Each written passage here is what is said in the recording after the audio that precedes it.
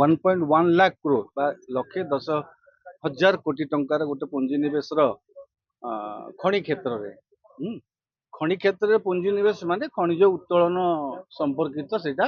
खर्च हम से 53,000 पाखापाखि केते कर्म निजुक्ति सृष्टि हो कि मोटामोटी भाव में खनिज बहुल ओडिशा उपरे वर्तमान शिल्पपति मानकर नजर ओडिशा रे थिबा खनिज संपद को उत्तोलन करबा पई प्रायतः खनि कंपनी जो माने ओडिशा रे खनि कारखाना स्थापन करचंती से माने आउ जो माने एपर्यंत कारखाना स्थापन भी करि नाहंती से माने खनि पाइचंती से माने खनिज उत्तोलन करबा पई तेणु खनिज अंचलर विकास खनिज क्षेत्र में 1,10,000 कोटी टंकार पुंजीनिवेश माने से माने खनिज उत्तोलन को अत्याधुनिक भाव में करेंगे केमती कौन करेंगे तार प्रोडक्शन को बढ़ेबे ये सब क्षेत्र में आलुमिनियम हब कथा कहते से आलुमिनियम हब रो स्वरूप कौन हम कौटे करेंगे से कौन कारखाना करेंगे सेटा को देखला परे जहाँ प्रतिक्रिया दी हब राज्य सरकार क्षमता को आसला परे देखंतु अनेक प्रकार घोषणा अनेक प्रकार चुक्ति अनेक प्रकार बुझामणा पत्र स्वाक्षर कले आज जो कथा कहते आपण आज 1.1 लाख करोड़ बा लक्षे 10,000 कोटी टंकार गोटे पुंजीनिवेश खनि क्षेत्र में खनि क्षेत्र में पुंजीनिवेश माने खनिज उत्तोलन संपर्कित सेटा खर्च हम से 53,000 पाखापाखि केते कर्म निजुक्ति सृष्टि हो ये जो टंकाटी खर्च हम ये टंकाटी मुख्यतः खनि अंचल खर्च खनिज क्षेत्र में खर्च हम माने बोधुए खनि उत्तोलन ही खर्च कारण आगामी दिन रे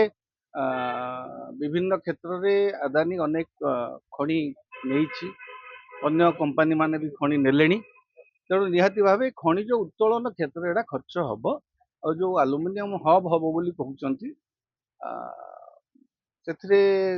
कौन हम तार स्वरूप कौन एपर्यंत स्पष्ट चित्र जदि आसीनी कि मोटामोटी भाव में खनिज बहुल ओडिशा उपरे वर्तमान शिल्पपति मानकर नजर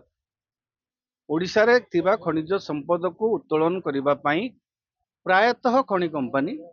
जो माने ओडिशा रे खनि कारखाना स्थापन करचंती से माने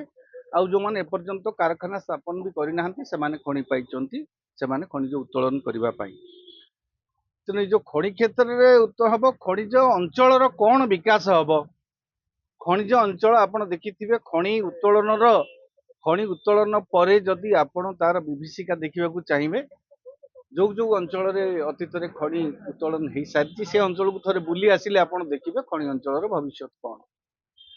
तेणु खनिज अंचल विकास खनिज क्षेत्र में 1,10,000 कोटी टंकार पुंजीनिवेश माने से माने खनिज उत्तोलन को अत्याधुनिक भाव में करेंगे केमती कौन करेंगे तार प्रोडक्शन को बढ़ेबे ये सब क्षेत्र में आलुमिनियम हब कथा कहते से आलुमिनियम हब रो स्वरूप कौन हम कौटे करेंगे से कौन कारखाना करेंगे सेटा को देखला परे जहाँ प्रतिक्रिया दी हब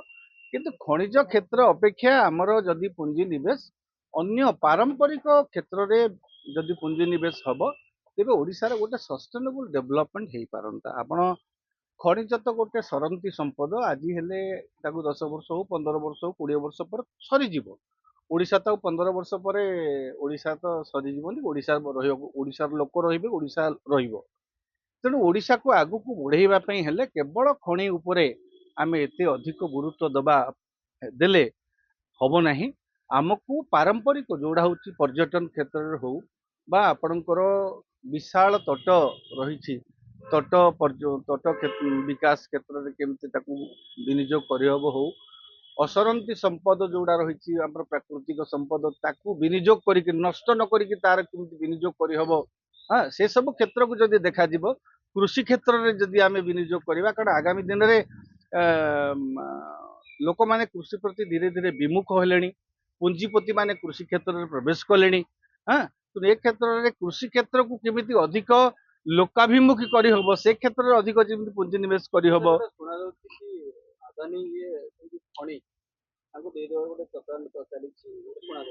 सरकार कौन आभिमुख्य एपर्यंत आमे तो बुझी हो नहीं शिल्पपति माने खनि पाइचंती एपर्यंत ठीक अच्छी कारखाना हबार किसी असुविधा नहीं किंतु rational use of mineral resources जदि ठीक रे करा जाए आमे ये जो प्राकृतिक संपद उपरे केवल यही पीढ़ीर अधिकार नहीं पर पीढ़ीर मध्य अधिकार अच्छी ये प्राकृतिक संपद प्रकृति दत्त प्रकृति आमको देइछि पीढ़ी पर पीढ़ी पीढ़ी पर पीढ़ी ताको व्यवहार करबा पाई आमे आज क्षमतार अच्छे कि आमे आज बंचुचे आमे यही जुगरे बंचुचे बोली आमे केवल ताकू बिना चिंतारे जो चिंताहीन भाव रे जदि आमे ताकू उत्तोलन करी चलिबा ताकू जदि सारी चलिबा हुए तो भविष्यत वंशधर एटा गोटे बड़ अन्याय हब तेणु आमे जहा करिबा द्रुत शिल्पायन नारे द्रुत खनि उत्तोलन नारे भविष्यत को जेमति अंधार न हब सेति प्रति राज्य सरकार दृष्टि देबार आवश्यकता अछि।